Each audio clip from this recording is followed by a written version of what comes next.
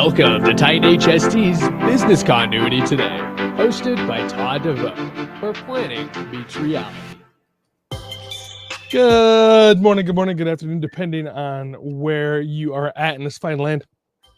And today, I'm going to talk a little bit about getting ready, preparedness, and why you should be ready. You know, next month is rolling out here pretty quickly, and it is National Preparedness Month. But I want to talk a little bit about, well, the culture of preparedness. And I don't think we should wait till September, because the culture of preparedness starts with you. Yep, putting it on your shoulders, everybody. Starts with you. Today, we're exploring how business continuity planning and disaster recovery strategy really helps your organization and you yourself be ready for disasters. Because we have a lot of stuff coming down the pipe, right? You know, if you take a look at what's happening in New York, for instance, I just talked to Kelly McKinney from New York City, and he's a part of the health system over there. And, you know, they're dealing with COVID still. We all are. They're dealing with monkeypox. Starting to see that across the country. And they're also now dealing with polio. So just to see infectious diseases specifically is something that we should be taking a look at. And what does that mean? And how does that impact what we do at our offices? You know, closing the offices down again, you know, due to COVID. Remote working is still a thing. I mean, it seems to be that's here forever as far as remote working goes, and how that part plays into it. But you also have to be prepared for your employees not to be able to get there, as far as even remotely going. You know, I live in the WUI, right? They have the urban wilderness interface is right behind where I am, and yeah, if that starts on fire, it's a little bit of a hard thing to do. And we had that issue here in California just a couple years ago during COVID as well, when the city of Irvine had a pretty large wildland fire, which really impacted a lot of people living in some of the more dense housing areas, which, you know, you normally don't think if you live in a dense housing area that you'd be impacted, but they were. And not only just by the flames and stuff, but also, you know, smoke was amazing. When I mean amazing, it was just everywhere during that time.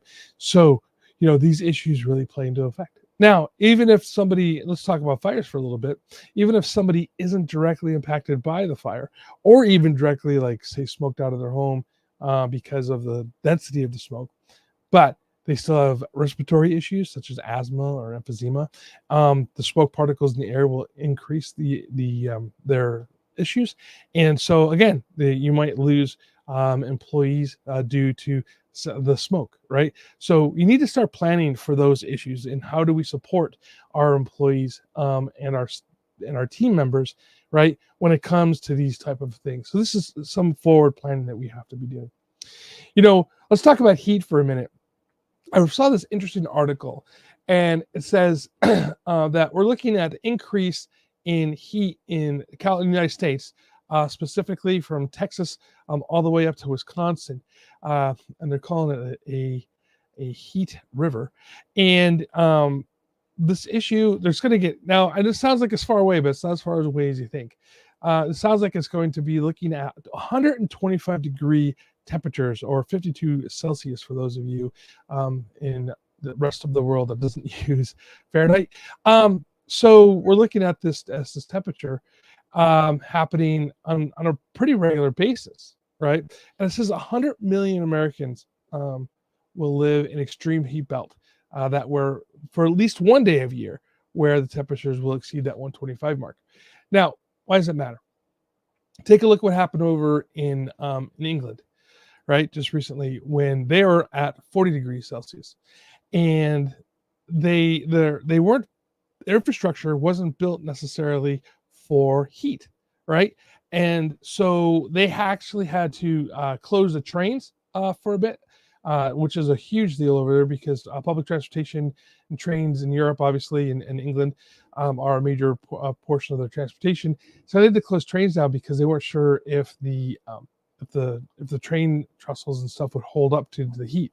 The tarmac was closed on one of the airports due to the asphalt melting, right? Because, again, they're used to colder temperatures and not planning for the heat. Now, you know, those of us that are here in California, Arizona, Nevada, New Mexico, and those areas that say, oh, you know, 40 degrees Celsius is like 104 degrees, I think. If my math is wrong, please correct me. This week I've been dealing with temperatures, in the high 90s, on a regular basis, and then it gets into the hundreds every once in a while here as well. But our infrastructure is built differently and built and designed to withstand hotter temperatures.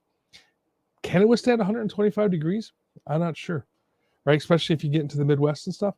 So what does this mean for infrastructure, or what are we doing on that part of it? So then if infrastructure is impacted, again, how do we look at things like supply chain movement of goods and people, right? Whether it's in public transportation or even personal cars, how do we work through those issues? So as business, excuse me, let me take a sip. As business continuity, where you have to be thinking and forecasting forward on how those things will impact us and preparing for these today, right? At least have a plan ready to go in case these things happen. Now, we could talk a little bit about pandemic, right? Because we all know about pandemic now, but we were planning for a pandemic for years, right? We had some test cases, if you will, with MERS and SARS and things like this. But the rest of the population, and specifically some of the elected population, our elected officials, weren't really taking our warnings or heeding our warnings, if you will. So we have to communicate how these events, right, that we're talking about here, that potentially might be happening in the near future, could really play out. I think we're going to have a better ear to those that are in the C-suite and those that are in elected positions to be able to talk about what is happening when it comes to, hey, this is a potential that could happen. And it's interesting that we have this problem where we're trying to convince people to be prepared for things that they go, well, will never happen. Because I'm going to tell you something, it will happen. COVID is a great example of that. 9/11 is a great example of that. And one of the critiques that we received, the emergency management and public safety agencies across the country received was, hey, we had a failure of imagination. We had a failure of imagination to say if that would happen. So we really need to be looking way outside of the box of what these things are. And I was talking to a friend of mine yesterday, Brian Manier, regarding this same concept. And he made a statement which I really think is kind of fun. Not fun. Well, it is fun, but it's interesting for sure. It's that if you make a plan, first of all, give it to someone who knows nothing about emergency management.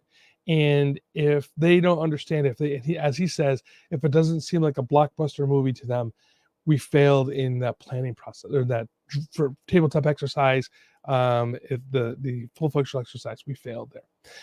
He says, work with somebody who is a script writer, right? Somebody from Hollywood, or if you're like in New York, somebody from Broadway, fiction writer, if you will. If everybody knows somebody who writes, right? There's always a writer out there.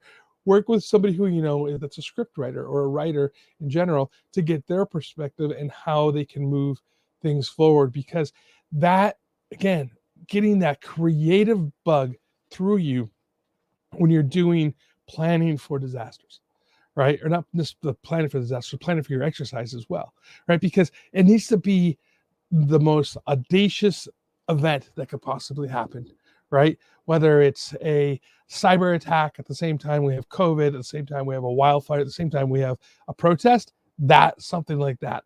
That's a cascading event that has to occur in your exercises, and really push people outside of that box, because this is where we get people to start thinking, right? And this is where good plans come from when we can do this.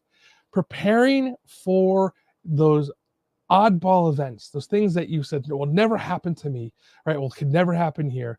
When you do that, you already have lost. You've already lost. And you really need to start thinking in the ways of what may happen, even if it's a meteor coming and hitting down in the ocean, right? What may happen?